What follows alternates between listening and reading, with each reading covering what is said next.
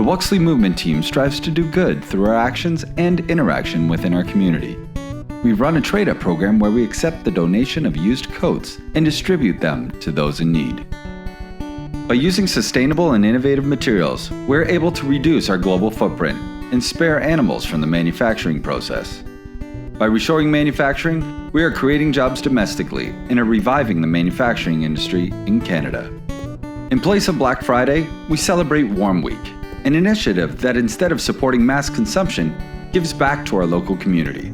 Last year, we partnered with the Stop Community Food Network, and when our country needed us the most, we were able to make medical gowns for our nation's frontline workers. We partner with local artists, organizations, and community leaders to support positive initiatives in Toronto and beyond. It is our honor to work with such a diverse group of employees and customers, and we're excited to say that we're just getting started.